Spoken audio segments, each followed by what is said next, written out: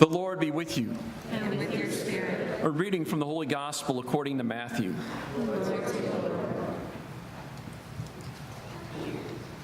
At that time, Jesus exclaimed, I give praise to you, Father, Lord of heaven and earth, for although you have hidden these things from the wise and the learned, you have revealed them to little ones.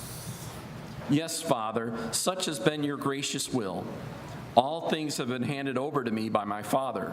No one knows the Son except the Father, and no one knows the Father except the Son, and anyone to whom the Son wishes to reveal him. Come to me, all you who labor and are burdened, and I will give you rest. Take my yoke upon you and learn from me, for I am meek and humble of heart, and you will find rest for yourselves. For my yoke is easy and my burden light. The Gospel of the Lord. Praise to you, Lord Jesus Christ.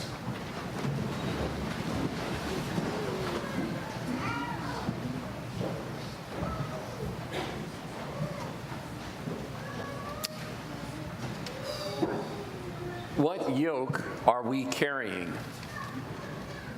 We all know what a yoke is. A yoke is a wooden harness that was put around the shoulders and neck of an animal. And in particular at this time, it was usually oxen. And then that yoke was then tied to a plow to plow the fields. Now, who makes yokes? Who makes them? Makes wooden yokes. Carpenters, right? Carpenters are the ones who make yokes. And so Jesus was using an analogy of his own life experience.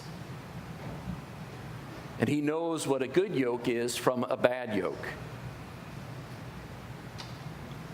So a good yoke is just right weight-wise. It's light and fits. It isn't cumbersome or bulky. Whereas a bad yoke is overly heavy. Is blocky. I forgot the word, so I just made that up. Yes, so a good yoke, a bad yoke is heavy and cumbersome. A good yoke has rounded edges, sanded edges that are smooth to place on the animal. A bad yoke has sharp edges and corners. So we all carry a yoke in our life, don't we? We all deal with suffering. All of us. Yet Jesus, the master craftsman, knows how to make a yoke that will not hurt us, that will help us in our life. For my yoke is easy. What yokes are we carrying in our life? What yoke do we have on in our life? We tend to carry those unnecessary, overweighted yokes in our life. Some of that weight, that unnecessary weight in our life that we carry is perfectionism. We have unbelievably high standards, and everything has to be perfect. And when something goes wrong, not if, but when things go wrong, we punish ourselves.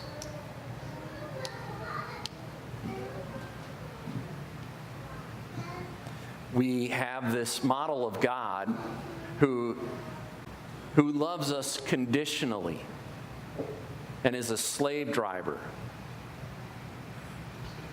And only if we're good, then we will be loved. Only when we are perfect, then we will be loved. Now, if we can let go of that yoke and take a hold of Jesus' yoke in our life, we grab a hold of that in our life, and we see one who loves us as we are. Not something that we need to be, but loves us right now as we are. Who loves us unconditionally in our life. Jesus shows us a good father in his life who is compassionate and loves his children tenderly. Let us put on that yoke. Or I think another yoke that we carry around that is unnecessary, that adds to the weight in our life, is stress. We all have stress, and that's a part of life, but we carry undue stress in our life, don't we? We carry the stress of things that are beyond our control. We stress out over them, don't we? Trying to somehow control them in our life. And then we try to deal with our stress all alone. We take on that stress all alone.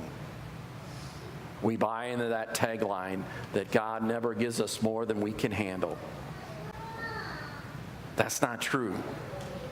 It's really good to get rid of that line in your life, because the world is overwhelming, way more beyond anything we can handle. That's why God made other people, to help us in our stress, to be able to share our stress and let go. If we can let go of that stress in our life, if we can let go of control and let God guide us in our life, that's a far easier yoke to carry in our life. The last yoke that we carry, there's many of them, but the last one that I think of is the yoke of avoidance. We avoid our work of what we need to do in life. And in the process, we compound our work. It becomes worse, right? We all, in our life, avoid the work of learning. Don't want to learn. Graduated. It's over with. So we procrastinate. Or